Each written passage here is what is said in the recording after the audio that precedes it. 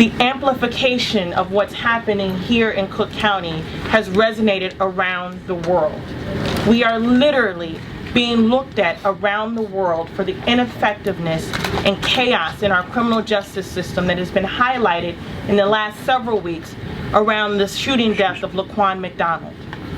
We have, on an international level, been asked about, called out about what justice looks like in a county where we have a history of a system that has failed so many.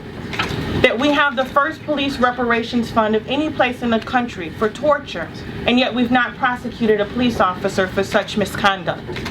That we have in this county a history of having prosecutions that have been failed by this particular state's attorney for years. I am here, ladies and gentlemen, to ask for your endorsement to be the next Cook County State's Attorney, because I do have the experience, having worked in that office for 12 years, having prosecuted cases everything from first-degree murder to vehicular hijacking to some of the worst sexual assault that you've seen on some of our most vulnerable children. That I've had the opportunity not only as a frontline prosecutor and as a supervisor managing dozens of attorneys for the course of 5 years, but I left that to work on policy as the chief of staff to the county board president, where we have the largest single site jail in the country, the largest unified court system in the country, and a staff of 23,000 employees, to which I was responsible for the management thereof in a $4 billion, with a B, dollar budget, of which $500 million goes to our criminal justice system.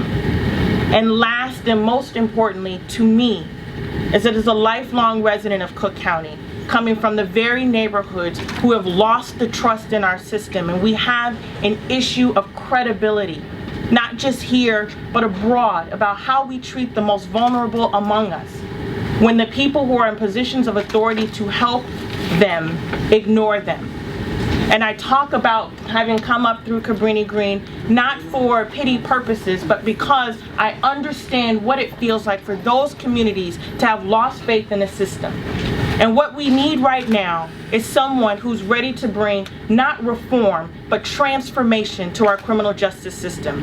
This is a transformational moment for Cook County, to no longer be looked at as an embarrassment of what justice looks like, but to be a leader across this state and how we move forward on criminal justice issues. I am that transformative leader because I have the on-the-ground experience as a prosecutor, the policy experience and managerial experience as a chief of staff, and again, as someone who's grown up in these communities and has heard from the communities the need for a state's attorney to be responsive to their needs.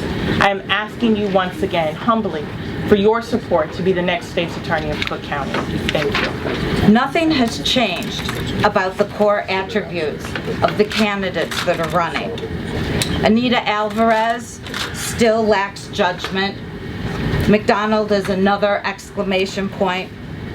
Kim Foxx still lacks the felony trial experience and the managerial skills to oversee and get the respect of 900 prosecutors. And I'm the newcomer who has both the experience and the managerial credentials. But one thing has changed.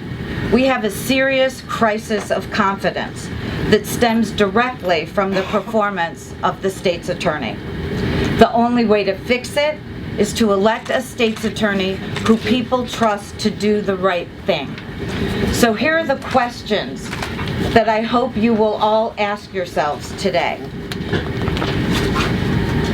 Do we slate an incumbent whose charging delays, wrongful convictions, and cover-ups have led to the current crisis in our criminal justice system? Do we slate Kim Foxx, who has negligible experience trying felony cases, taking them before juries, and winning convictions? Given today's environment, do we want to have somebody in charge of the office and set standards for the prosecutors with that lack of experience? Knowing that gun violence injures 2,500 people a year, kills almost 500 people, and costs us $2.5 billion, do we dare slate a candidate who doesn't have a plan for getting after the gun trade in our community? Should we trust Anita Alvarez or Kim Foxx to prosecute police shootings when they don't trust themselves to do it without federal intervention or an expensive special prosecutor? Should we slate a candidate whose judgment might be clouded by her connections to political allies or money interests?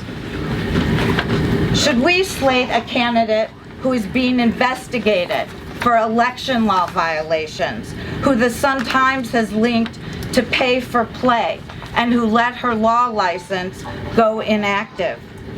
Are those the optics that will restore the public's faith in our criminal justice system? If your answers to those questions are no, then you are hearing the same public voice that I am hearing. Open primary, let the voters decide. I'm not here today seeking your political endorsement.